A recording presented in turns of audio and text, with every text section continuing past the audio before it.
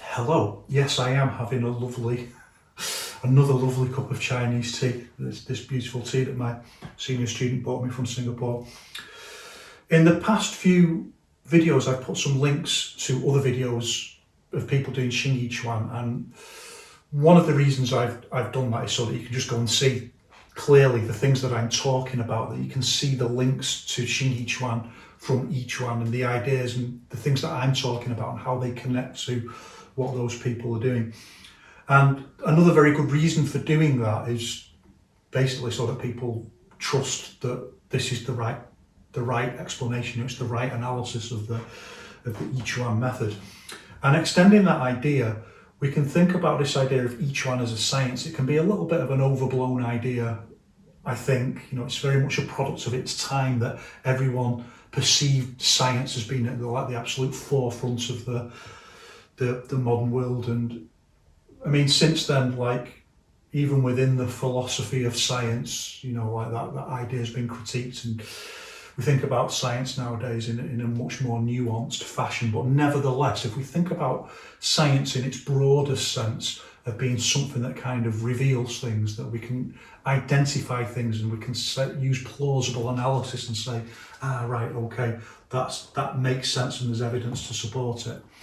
If we think about science like that, then we can think about each one not as particular schools or disciplines or ways of doing things, but much like Wang Shengjai wanted it to be, as like he called it the science of Chinese wushu, and that was the name that he really wanted to give to each one, because he didn't want it to be about a style. He wanted it to be about the quintessence principles that you could then identify, and that these could be the foundation and basis of exploration. But not just exploration, but also understanding of previous paradigms within Chinese wushu. So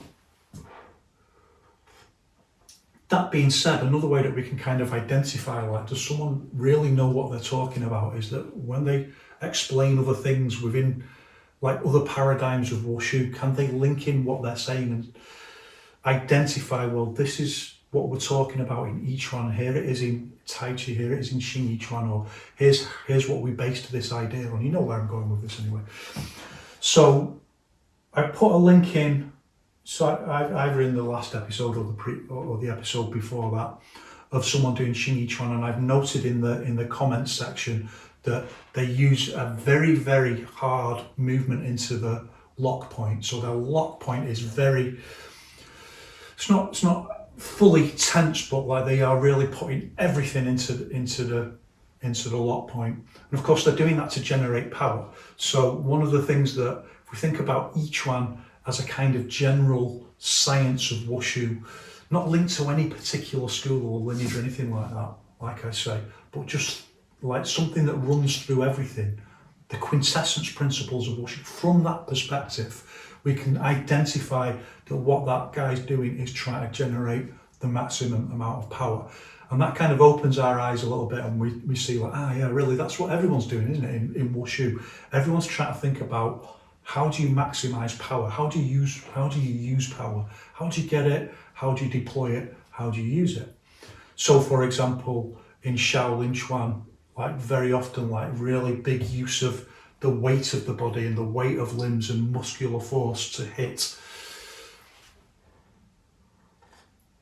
with these big movements that use the weight, the actual physical weight of the body. I mean, all wushu does, I know that, but particularly so with big. I can't demonstrate with my boiling hot brew.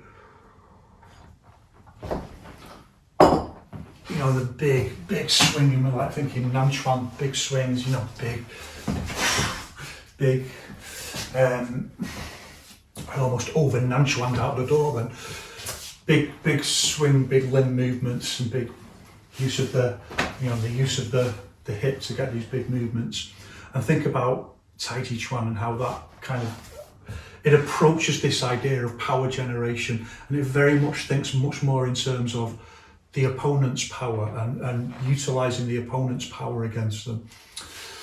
It's a little bit of an ideal thing, I know, but the use of guiding force and the emphasis of guiding force rather than striking force. I know that striking is there in Tai Chi Chuan, but using mostly guiding force to move other people. So that's a different solution to the idea of how to generate power. Doing the movement into the lock point in Xing Yiquan, but doing it very, very powerfully, you know, as hard as you possibly can to try and generate as much power as you can into the movement is another example of someone trying to solve that problem. And I've put a video in today in the description of what, in terms of forms at least, is probably the best Baji Chuan that I've ever seen. And some of the way that he's using setting, which is the idea that we looked at in the previous technique video, some of the way that he's using setting are, you know, really elite level. And you can see, and if you understand about, I mean, I don't know Baji Chuan, but I know what Baji Chuan is and I know how it functions. The use of the very harsh use of the setting posture that, I mean, we just, like from a layperson's perspective, you just think of it as stamping, and it's the same as like in Southern Shaolin Chuan, which is like my major background. Lots of stamping postures, and from the layperson's perspective, it's just stamping. But from the previous video that we looked at, now we know that really it's setting the posture. So what he's doing in that video, again, he's trying to solve this problem of how do you generate power, and he's using a much more intensive setting of the posture, so really stamping into that. And the stamping doesn't do it justice. Go and have a look at his footwork and see that the way that he functions and some of the really, really advanced elite level setting of postures that he uses. From a, where's my brew? It's exactly where I left it. From an Yiquan perspective, we can say that all of those things are correct within their own paradigm, but each one is like attempting to find this doctrine of the mean. From an Yiquan perspective, none of those things are quite right. Dog is going mad because of the fireworks. Please don't use fireworks. Animals hate them. From an Yiquan perspective, none of those things are quite right. They're all trying to find a solution to the same problem, but the solution is in the balanced equation between all of those things, not in their one-sided emphasis. So you'll see, for example, in Yiquan, what I've talked about before, these natural movements. There's natural movements and there's cultural movements. There's different sets. So movements based very much on Western boxing are cultural. They come from a particular cultural paradigm. But then there's another set of movements that are just big limb movements, like clothesline, hitting in with the big blocky movements. That's very much, you see the old Yiquan masters doing, very much the kind of thing Wang Shenjai would have done. Those kind of movements are very much like the Shaolin paradigm of using, because they really use the weight of the limb to help generate force. And also, you know, use of guiding force like in Taiji Chuan, setting as we've already looked at, lock points, all of these things are there.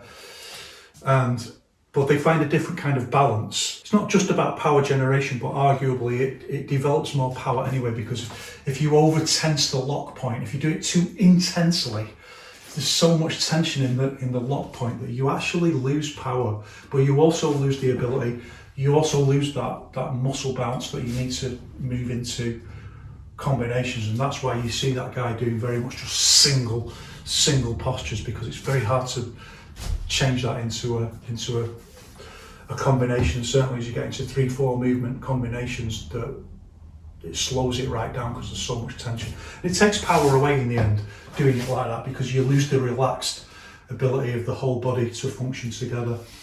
And similarly with really hard setting the posture like in Baji Chuan or Southern Shaolin, doesn't actually develop as much force as it sounds. So it can sound very, very powerful with all the stamping, but actually there's a certain point where, as I talked about in the setting video, actually the power doesn't really come from the legs like that. In 90% of cases, the setting of the posture, it's not like power spirals up from the earth, or people are always talking about this idea of power coming from the legs and up into the hips and then up into the upper body. And it really doesn't work like that, and you can demonstrate that it doesn't work like that, like I looked at in the previous video. So really hard setting the posture doesn't actually add that much more power, so it's a bit of a deviation from the the thing that we're looking for in Yiquan, which is a much more holistic use of whole body interconnectivity. I mean, from Wang Shengjai's perspective, this isn't about Yiquan as like we think of modern Yiquan. This is about the wushu of the ancients, which is like the real thing that's based around our natural physiological principles combined with cultural training practices. That's the real thing, and everything else is just a kind of like one-sided version of that. So Baji Chuan's a one-sided version of that, and you know, in many ways, most Yiquan now is a one-sided version of that. Tai Chi is a one-sided version of that. This is the argument anyway. They've all kind of deviated from the ancestor art, and they've all taken one little piece of the puzzle and really overemphasized that. So yeah, we want to use the opponent's power against them, but we also have this idea of the reality of the context of the fight, and we know that that's quite hard to do in many cases. So each one kind of works as a science in that sense, if we want to use that idea of science, like it kind of opens up.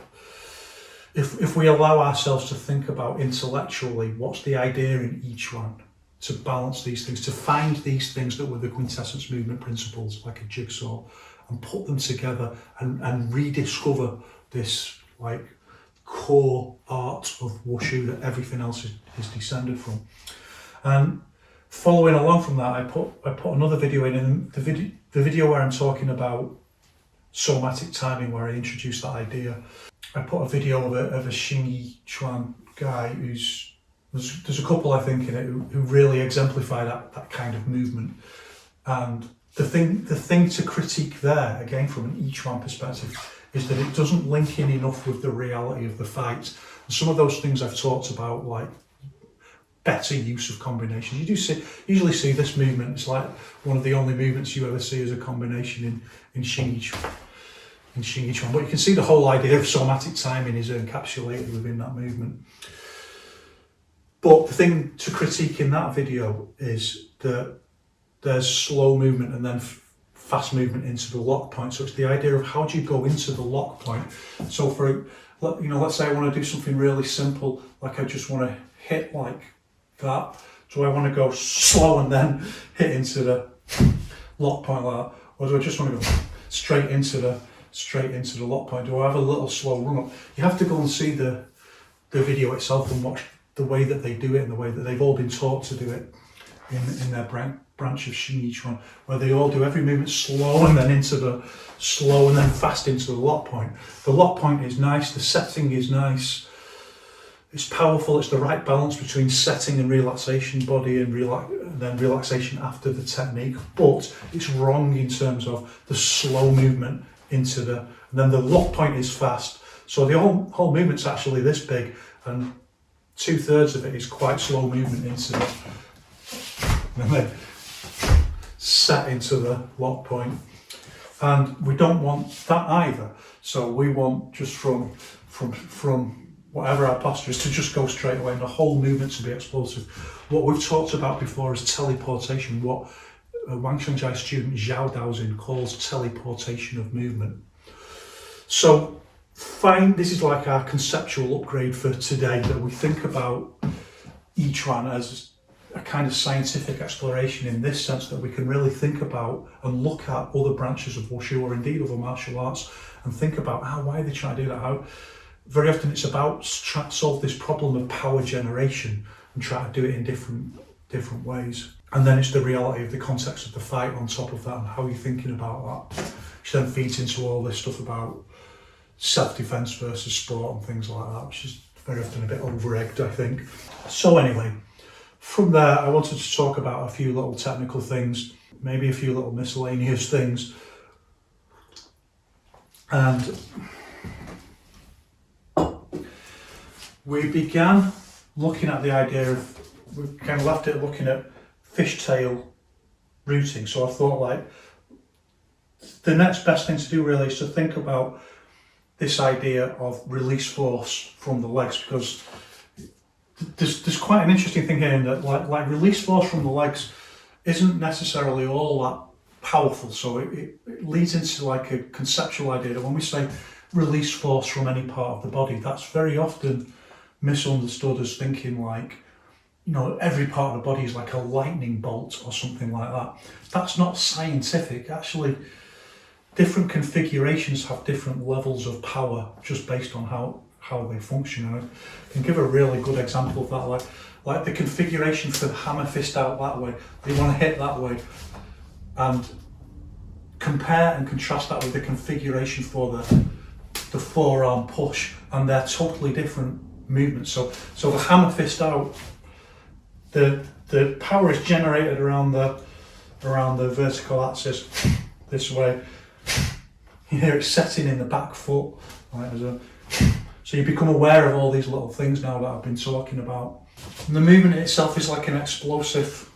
Turns this way and this opens up this way like this. It's a very good example of kind of oppositional force. But when it hits, when the contact point hits, this is still only really, it can only be controlled by the tricep muscle. This is the hit point. So all the pressure is on here, and it can only be controlled by this muscle here. It can't be really controlled by the rest of the structure. So it makes the hit point like, yeah, okay, this might all be solid. If I was going to hit back with this arm here, this is a little bit, it's a stronger point on the structure because it's linked to the shoulder muscle, which is it's a much bigger and stronger area of muscle than just the muscles that are controlling this arm. And similarly, like if I hit with the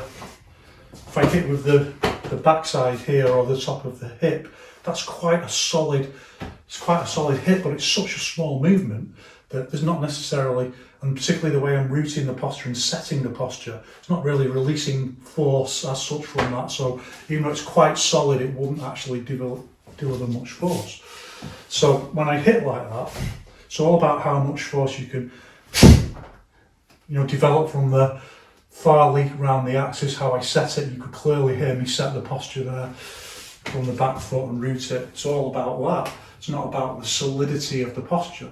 And if the posture itself isn't that solid, then it can't transmit the force that's been generated from the whole body as efficiently, and it can't lock it into place. So this point here just loses a lot of the force that's generated because it just can't control it. It's lost in the movement of the weakness of this. This is the weak point of the structure, and it dissipates the force. Whereas if I push in this way like that, and I'll use the scrape rooting to do it. This is much more like this idea, very similar to the elbow, that actually the primary contact point I want is closer to the elbow, so that the structure goes into the shoulder like that. So it's just pushing straight back into the shoulder, and all of a sudden this is a much more solid. I could lean on the floor. I could lie on the floor, resting on that for a certain amount of time. But to lie on the floor, just resting with my arm like that, is a lot harder because this musculature isn't as strong. If I was to lie like that, that's a lot stronger than lying like that. This is going to give way. That's exactly the same as when you hit. So the configuration itself is much like the movement itself. The farley movement isn't necessarily, in fact it might even be a little bit less powerful, because this is actually a bigger movement around the axis to hit in like that. So the farley itself might actually be more powerful with the hit like that, but the force transmission is less because the structure is weaker and the force isn't transmitted as well and it's dissipated.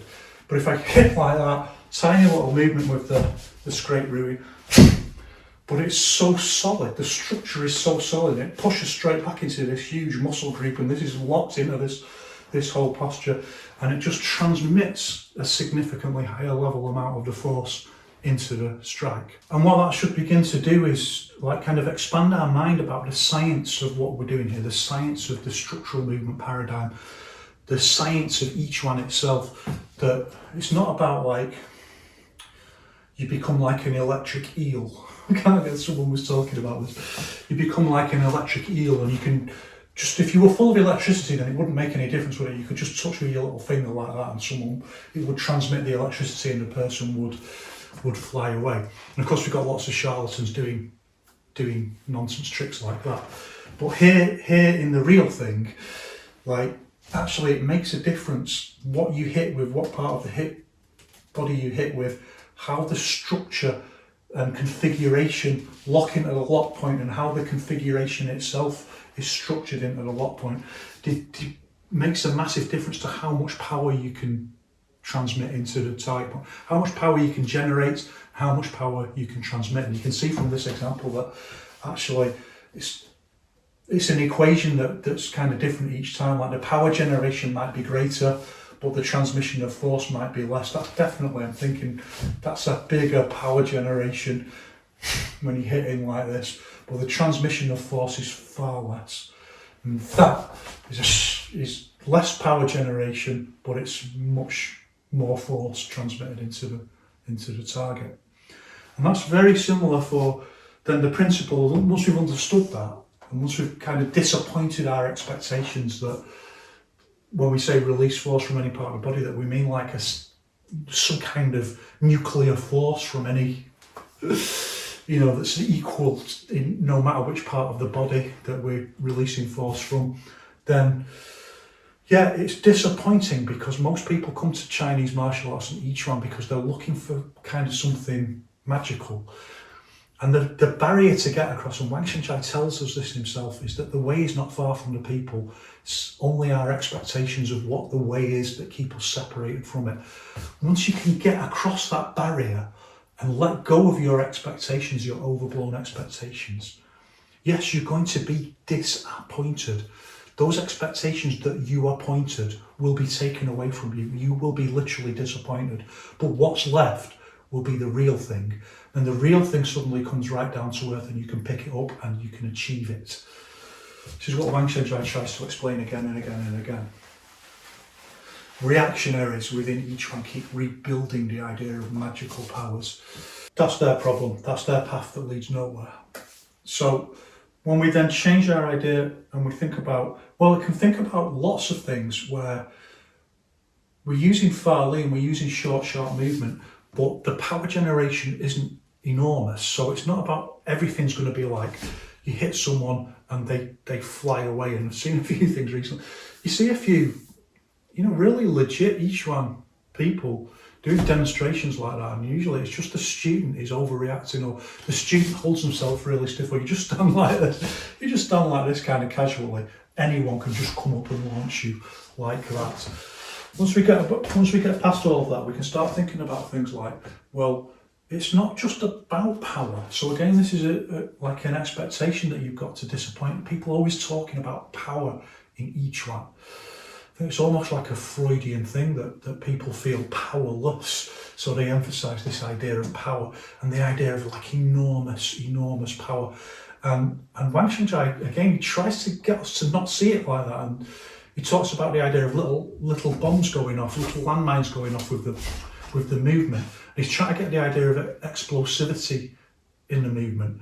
And I've talked before about the key principle that what really matters is like, what one of the things that really determines like the power of a movement and its efficacy is the target. Like, if the target isn't particularly strong, then you don't necessarily need a massive amount of force to be effective with short, sharp movement. And we start changing the way we think about this now. Thinking about, well, short, sharp movement isn't just about power, it's about breaking through, and it's about being very unpredictable and fast in our movement so that it's very hard to track what we're doing. I suppose like the key example I'd like to give is like this: when we take down the guard that you see all the time in Yao's Yiquan. And of course, it's this, you see it all the time in Xing Yiquan, this traditional idea, and it's changed, or it's deformalized within Yiquan into the idea that someone's got their guard up, and we go in and we take it down. We use this part of we do a little circular movement like that, and we release force into the posture like that, very much like a Tai Chi kind of movement. And we take down the guard, and it could be either hand or both, or we change into 1-2 and then change into the punch like that. And this movement itself is nothing. It's not like We can see straight away, it's not like you do that and you touch their hand and they go. Yeah, sometimes if someone's really overbalanced, you can make them fall over. I've done it myself, but usually we don't mean that. And look at me, when I'm sparring, what we call guard engage or guard breaking, where we just want to go in and take down the guard. And it doesn't have to be a super powerful movement to do that. It can just be this little, because we've only got and even if someone's really tense, we can still just change into something else like that. We don't need a massive amount of power to start being really effective and useful. And see how in MMA this is used all the time now, but everyone's like that. Everyone's like that, like you are if you watch judo, everyone's like that. And I think I've said before somewhere, I think it very much comes from like trying to catch the gi, trying to catch the arm of the gi, something like that maybe, judo or jiu-jitsu. If you start training in a gi, you can catch the gi, so it's worth chasing the arm down. So you very often see that, but quite like, so instead of emphasising the wrong thing, like the pretense of magic power and saying like, well, if I do this to an MMA fighter, they'll ping back through the wall and this kind of fantasy nonsense. Once we get past that, we can start saying, well, actually, there is something really useful here. So this is truncated movement, like we stop like this. Even when we're just training on the air, we stop like there's something there, and we don't overreact in the movement. We don't do this, which is like really easy to. But mostly what they're doing is trying to interfere with the opponent's guard and striking. So it's exactly the same. It's exactly the same idea, and we use this very short movement. So once we disappoint the expectation about it being like super powerful, so it's not a very powerful movement. Well, that's not what it's for. It's its speed and its sharpness that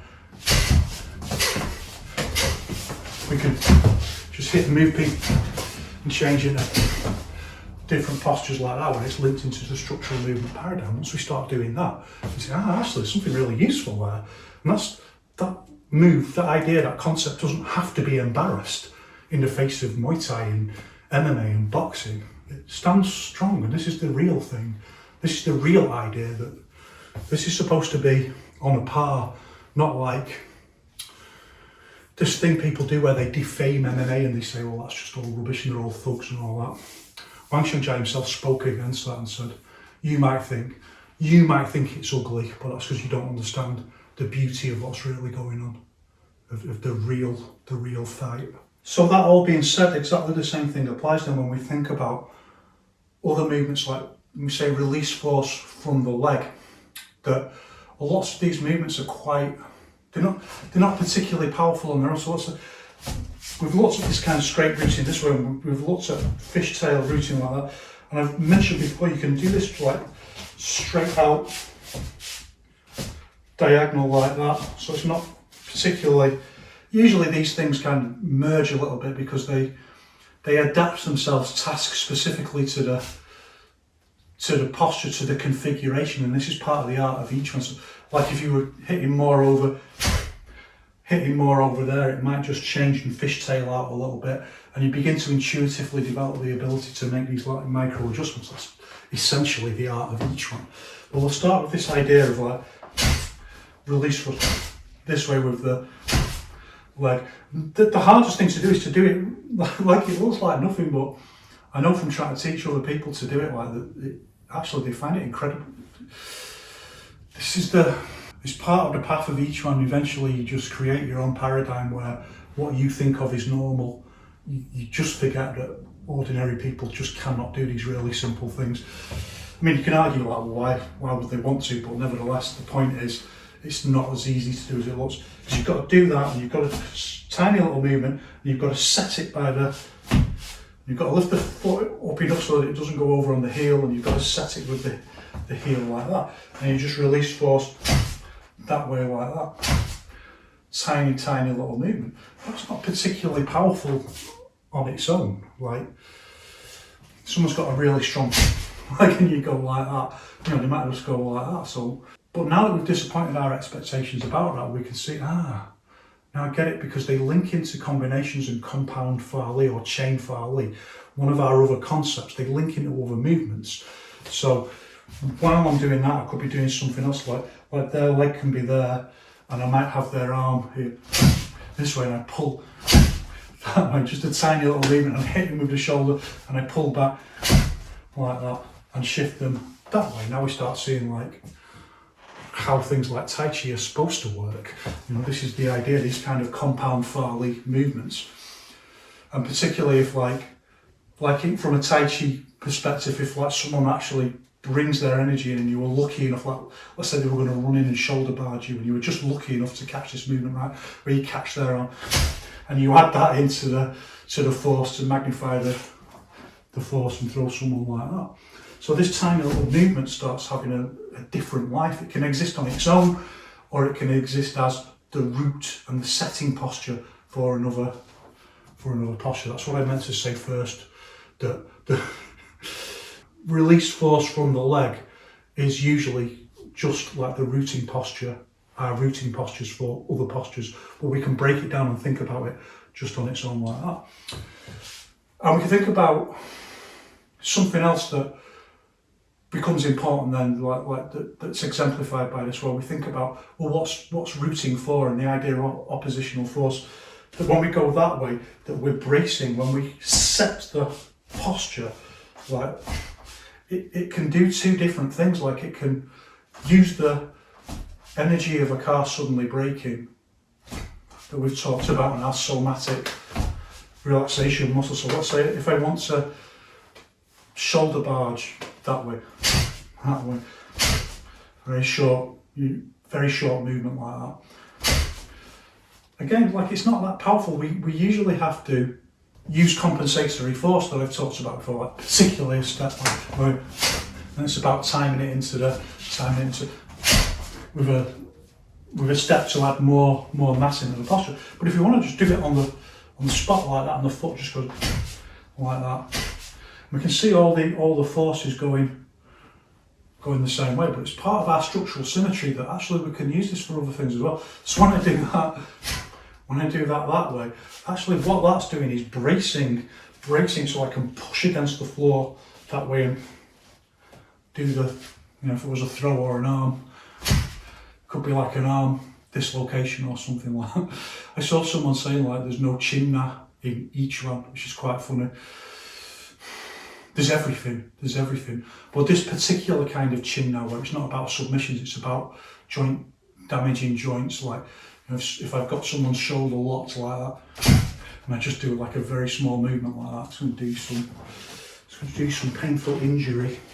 This time, instead of pushing that way, it's kind of rooting from this foot like that, or it's pushing at least in that direction. Now it's pushing in that direction. There's a slight change in this is leaning over more like. And again, remember I talked about this idea that it's part of the structural symmetry that we think about not rolling over on our ankles. So when do we use this kind of movement? Only in a very short movement, So it's just like a really short movement. So we don't want to go over on the ankle or anything like that.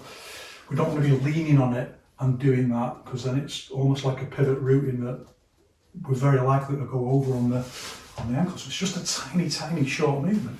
So that one thing just task specifically adapts for two different things. One to go into the shoulder barge, the other to go in for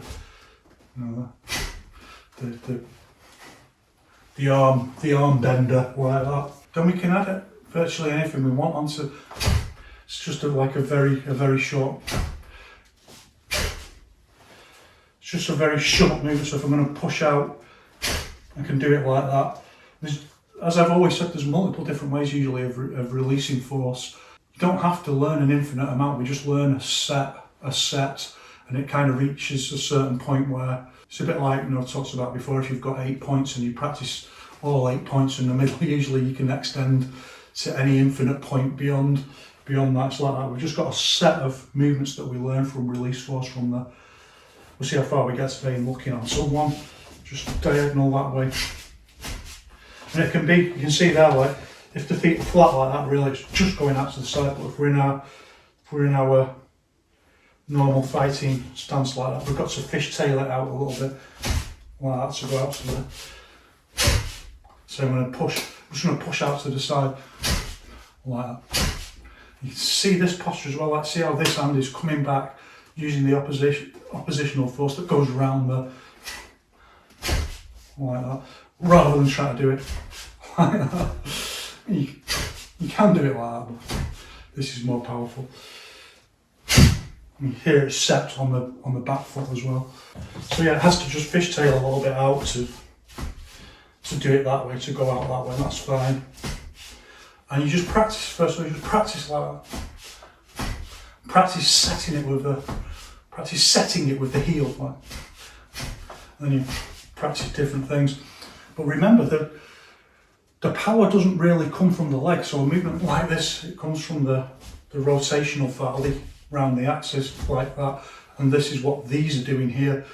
They are adding into this rotation to generate force, and then you've got your somatic muscle bounce with the relaxation of the shoulders and then locking at the lock point. The force is all generated from the whole body, and particularly the upper body that's guiding everything, and the legs just set it. So there's no point in like setting it much harder, like really barge Chuan stamping into the floor like that. It doesn't really. You can see that if you stamp, then there's a kind of immediate pushback, but that's usually just dissipated immediately in the hips. It doesn't transfer up into the punch beyond a certain, up into the strike beyond a certain point. It mostly just facilitates this quick movement of the whole body mass. So that idea that Baji Chuan guy is doing, that if you set the posture very intensely, that it will create more power. It scientifically doesn't work like that. Same with people who talk about power coming from the floor. It just doesn't work like that. That's why they can't do it on a punch bag or anything like that, because it's just not right. So it's a little bit more difficult to do on the back, just because more of your weight is on the back, whereas you can just drop your weight, just like when we do Mo Sabu, we can drop the weight into and it's a way of practicing this anywhere like that. If you never practice these kind of Mo Sabu exercises, it's just a funny thing. I think I've said before, like in Yaozi Chuan, you very often only see just either this up to the leg lift, or just this scrape on the floor, whereas in Han Xing Xiao's couple of books, at least on each one, that he gives a list of loads of different kinds of really interesting Mo Sabus that you can practice. But anyway, that's the principle, that because there's not much weight on the leg, it's easier to do with the front foot. And all your weight is on the back leg. And this is why one of the reasons why fishtail rooting is over-determined, that you can just move your heel first like that, rather than moving all your weight with the posture like that. You can move the heel first and then into the, just be careful to roll over. And that's how you do it, like if you're going to hit that like that. And that's how you do it if you're going to hit that with the shoulder. These you can hear the posture setting, and there's, classic elbows back and things like that. Even if you want to headbutt back like that, you just fishtail it out a little bit, and that just, you can just practice it and try it yourself and just see that, because you can put all your weight, you can transfer all your weight or significant part of it onto the ball of the foot, so you can just move the heel first and then into the very short movement for the posture, and that makes that function. Let's think about a different one now. So let's say now, like in our stance like this, so foot is pointing out that way, say 45 degrees, but I want to change and I want to release force forward like that from this leg, like that. When Zhao Daoxin had his challenge fight with Wang Xiangjia actually knocked him down, and Zhao Daoxin, being Zhao Daoxin, decided not to give in.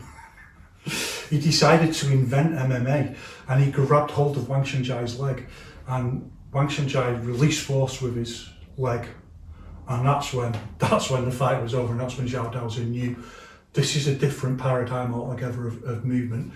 And I imagine it was something like just release force like that, which if someone was really holding on like that, you could probably just let. But it's not like a massively powerful movement in itself. It's exactly the same principle that, like we practice it particularly for rooting, and then the rooting links into something else that's usually the point that, you know, it uses the whole body then to generate power, and much more power.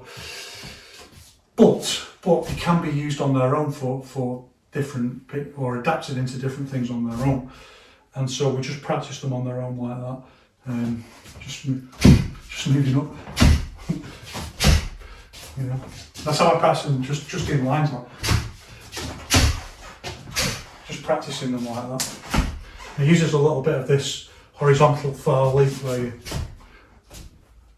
come forward like that. You see it moving forward. It's just that. It's just hard to get it to set. That's the art, getting the heel to set like that. And a good example of what we would use this for is, let's imagine we're just going to hit him this way with the forearm. So this is what we would call one of our natural, it's from the natural set. So we've got our natural set, and we've got different cultural sets. Cultural sets are usually like much more task specific. Someone's thought about how do you do a particular technique to solve a particular problem in a fight, and that's why we've got all our jab, cross, hooks, uppercuts and so on.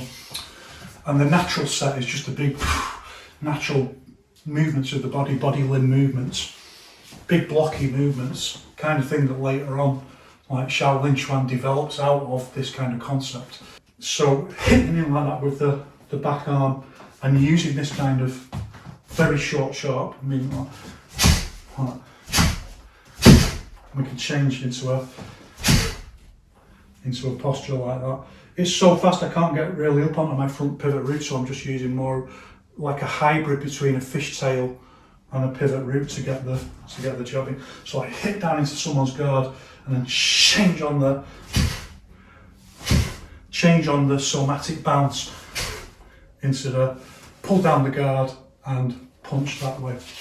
So like that.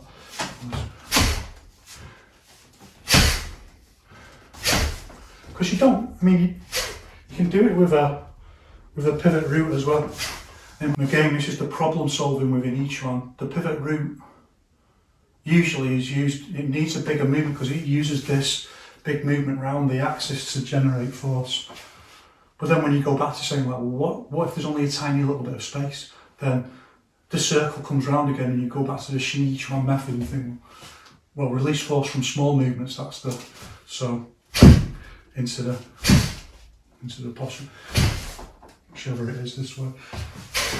So you can use these very small moves, using your somatic timing, then it starts to merge together again into the Yiquan paradigm. We don't, like with the front foot, we very often use this scrape rooting. We very often don't do that back into with the back foot like that. For one reason, usually it's going from 45 degrees out forward like that. And we don't want it to go back. It's just too awkward a movement to go back like that.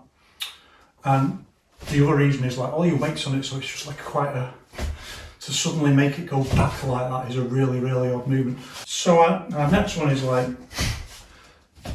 45 degrees that way. And the rule really is, like, this is quite another one, like, you wouldn't normally do a posture like that everything goes in the same direction like that with a headbutt or something like that. Usually you'll use this oppositional force and the body will go back, and you can see it's very much like a football or soccer pass like that. And the body, and for exactly the same reasons, the body goes back in this kind of oppositional posture, but it's a little bit unusual because at the moment we haven't really looked at these kind of angled, moving different angles and pendulum of the axis. So this can be a very good useful movement. It balances the body a little, even though it looks more crooked. It balances the body and allows the release of force. And this is the kind of thing you see, for example, when your legs are touching, front legs are touching, and you go for the throw like that. And it just goes forward into there. It's not a super, because it's quite an odd one to do, and a lot of it's got to come from the qua into the movement rather than from the. It's not like you just do it like that and keep the qua. It's like the qua. This movement of turning back changes the posture, and a lot of the movement his leg from the quad. Like that. So it's usually like pulling something like that. All of these, I should say, by the way, escalate into different techniques. It's the other reason why we really need these postures practice like this. They escalate into techniques where we lift the foot off the floor and hit. All of these in their own way, in all different ways, they escalate into movements that are much more useful when we're actually sparring. So it kind of roots the posture, it's kind of pushing back a little bit like that and uses this oppositional force. When we change to do it this way, we're facing an immediate obvious risk that we're changing our balance with our back leg if we do it like that and the balance is going over.